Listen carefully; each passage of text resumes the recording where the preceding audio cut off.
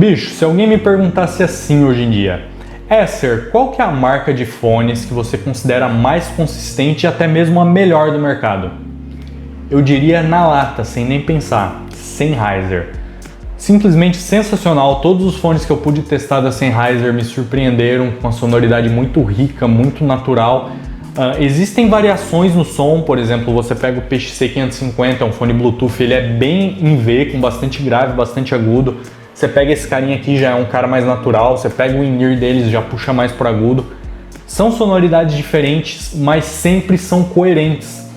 O que eu quero dizer é o seguinte, apesar de muitas vezes não serem fones flats, são sempre naturais. E isso é algo que eu admiro muito na marca. Além disso, a construção sempre é muito sóbria, muito assertiva, não tem muito do que reclamar. Então eu diria que é uma marca, que é a marca mais consistente do mercado. A gente tem alguns concorrentes, tipo AKG, Bear Dynamic, mas o que acontece? A AKG faz uns fones cagados, a Bear Dynamic nem se fala, tem fones excelentes, tipo o DT880, mas tem uns fones bem complicadinhos, tipo o 990 Pro. Já a Sennheiser, é difícil você ouvir um fone deles e falar, cara, que fone ruim. Existem, óbvio, algumas pessoas com seu gosto pessoal ali que não gostam da assinatura Sennheiser, mas são fones muito corretinhos, muito assertivos e muito musicais. Hoje a gente vai falar desse carinha aqui, Sennheiser HD58X, tá? Esse bichinho aqui é um fone over-ear open back produzido pela Sennheiser em colaboração com a Massdrop. A Massdrop, para quem não sabe, eu falei no meu vídeo do AKG K7XX, é uma empresa americana que faz produtos em colaboração com outras empresas. Então eles falam assim para a Sennheiser, Sennheiser, quer fazer um fone com a gente? Você faz aquele design que você já usa há anos, não precisa inventar nada para economizar. Você bota um driver aí que você já tem com um tuning diferente e a gente vende adoidado. A Sennheiser, nem boba nem nada, fala, vou ganhar dinheiro sem ter que projetar muita coisa, só vai. E quem que ganha?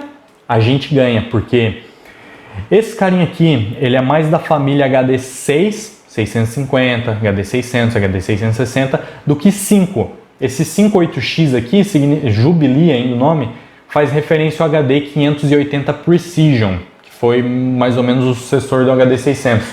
E esses fones são caros pra um cacete. O HD 600 custa mais de $300, o HD 650 custa quase 500 e esse carinha aqui custa 150.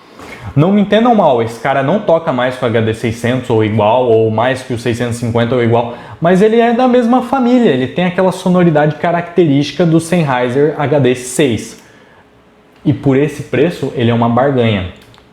Começando com a construção é a mesma, bem dizer, do HD 600, 650, é uma construção já batidinha, tá? Esses fones aí, o HD 600, se eu não me engano, tem 20 anos, o 580 Jubilee tem, sei lá, 25. E é uma construção que se revelou muito duradoura. Tem fone aí com 20, 15 anos, firmão, cara, na mão de gente que nem cuida, joga o fone, deixa em cima da mesa e os fones aguentam. Eles são todos de plástico, mas é um plástico muito firme, muito bem construído. Você pega na mão e não faz aquele barulho de plástico de 1,99, sabe?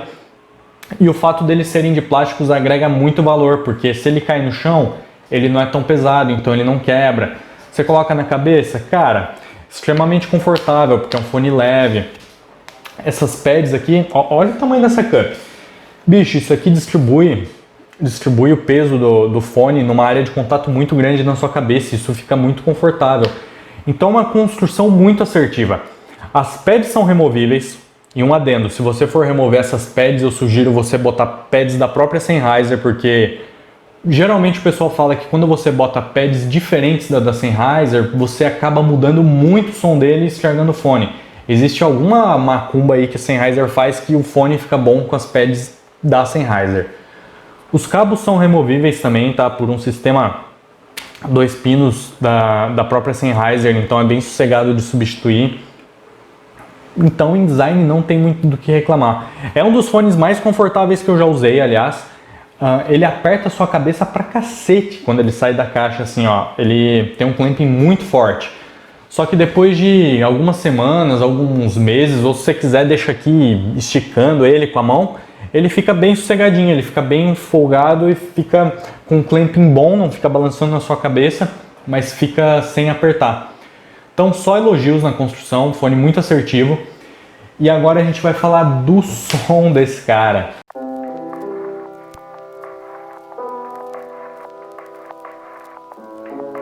Bicho, na faixa de preço de $150, eu posso atestar que, assim, para os meus ouvidos, esse foi o melhor fone que eu já ouvi. Extremamente musical, extremamente natural, muito correto, muito detalhado, uma imagem muito boa, não fica agressivo em momento nenhum, simplesmente sensacional. O 58X foi o primeiro fone bom realmente que eu ouvi. Eu tinha um Arcana SHP80 que custava R$120 na época, que era um fone muito bom, mas um fone de entrada. E eu juntei uma grana, comprei o 58X e, cara, foi surpreendente, assim, pra mim foi uma revelação na época, porque além de ser um fone mais caro, eu fui direto no 58X. Se eu tivesse pego um Fidelio X2, um Bear Dynamic, até mesmo um próprio AKG, talvez na época eu teria me decepcionado, mas o 58X é um fone tão assertivo que eu realmente senti o benefício de você pagar mais para ter um fone melhor. Esse carinha aqui foi enviado pelo Gabriel Marinho para review. Obrigadão, Gabriel. E como eu disse, era um fone que eu tive. Eu tava uns 7 meses sem ouvir ele e eu pluguei aqui no amplificador e novamente eu fiquei embasbacado quão bom esse fone é. Começando com os graves desse cara, ele não tem graves neutros, ele tem bastante grave, tá? Eu sinto que algumas pessoas vão achar que é ok de grave, mas ele tem bastante grave sim. Não chega a me incomodar, é um grave muito amarrado, muito preenchido, muito correto, com um timbre muito natural, então não tem do que reclamar, mas dizer que é um grave neutro eu acho complicado. Ele tem bastante gravezinho sim, ele tem um kick bem forte e um preenchimento muito bom. Por exemplo, na música Travelers da banda Calibro 35, quando entra aquele grave, cara, é sensacional, o calor, o preenchimento, sabe? Por exemplo, quando eu ouvi essa mesma música com a KG 7XX, eu pensava, putz, eu queria ter o Sennheiser 58X aqui, porque o AKG não tinha esse preenchimento que esse cara tem. São graves relativamente rápidos e detalhados, mas não são tão rápidos. O Hi-Fi Man 4XX, 400SE, Bear Dynamic DT 880 tem graves mais corretos nesse quesito, mais rápidos, mas esse cara aqui não embola não, ele é bem competente ainda assim nesse quesito. Ele tem esses graves elevados, chegando ali nos médios, ele tem uma elevação também partindo para os médio graves, não para os graves médios, para os médios graves, e dá uma desabrochada ali nas vozes masculinas, traz um calor muito grande, são médios bem para frente, bem grossos, então é um fone muito quente. Como eu disse, os médios têm essa característica de serem para frente e serem bem sedosos, quentes e cheios. Cara, é sensacional, são os melhores médios que eu já ouvi em um fone. Você tem a impressão que o cantor dá um passo à frente na apresentação, tá? Os instrumentos ficam para trás, ele dá um passo à frente, o que é muito raro nos fones de ouvido, geralmente fica tudo na mesma linha, ou os instrumentos vêm para frente, em caso de fones em V. Esse cara não, ele tem os médios que vão para frente. E como ele tem um palco sonoro íntimo, fechadinho aqui, você tem a impressão que o cantor está muito próximo de você. E é simplesmente sensacional, porque como eu disse, são médios muito ricos, detalhados, muito texturizados, muito corretos, naturais. São os melhores médios que eu já ouvi. Por exemplo, na música Fear and Love da Morshiba, bicho, quando ela começa a cantar, você sente assim toda aquela textura da voz, todo aquele calor, todo aquele preenchimento. É mais ou menos o que acontece assim, se você está vendo um filme na sua TV, está ouvindo as vozes, ok, e você coloca na caixa de som, de repente você sente todo esse preenchimento, toda essa textura, toda essa presença nas vozes, e é isso que eu sinto com esse fone. Os médios são sensacionais. Eu lembro que a primeira vez que eu vi, como eu disse, eu não me surpreendi, mas de repente eu peguei um amplificador e eu fui ouvir algumas músicas e ouvi a Miss Sarajevo do U2 com o Pavarotti.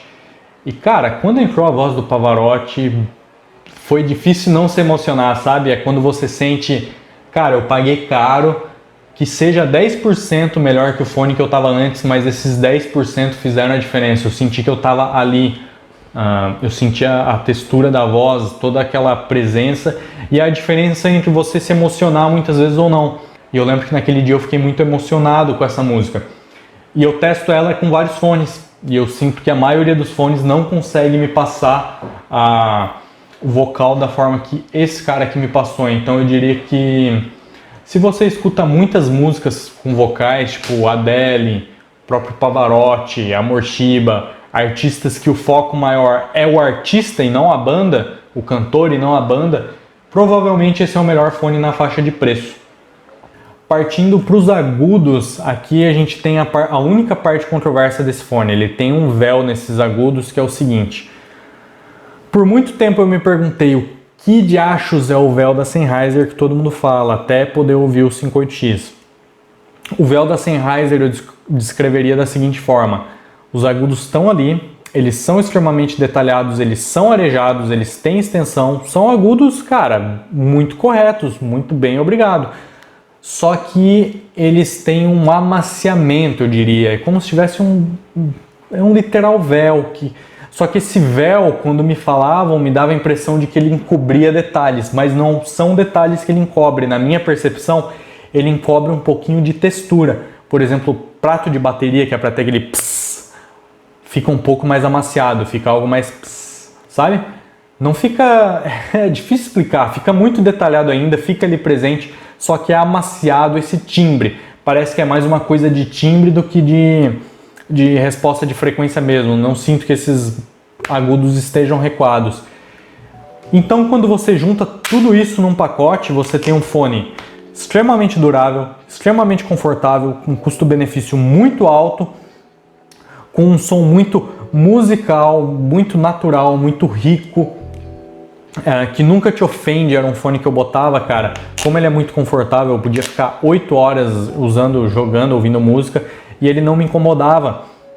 E ele tem essa característica nos agudos, como eu disse, de amaciar, então ele nunca fica sibilante, ele nunca fica agressivo nas guitarras ou no prato de bateria. Então é um ótimo fone all-arounder. Se você só pode ter um fone, esse cara é muito bom, porque ele não vai te ofender, ele vai ser confortável e ele vai ser muito natural, ele vai ser, bem dizer, um benchmark para você. Bom, gente, essa foi a review do 58X, espero que vocês tenham gostado. Se gostou, deixa o like, obviamente. Se não gostou, deixa o dislike 2 vezes, obviamente, também, para contar em dobro. Se você gostou pra caramba do conteúdo, entre aí no canal, dá uma olhadinha nos vídeos e se inscreve. Dito isso, gente, forte abraço e até a próxima!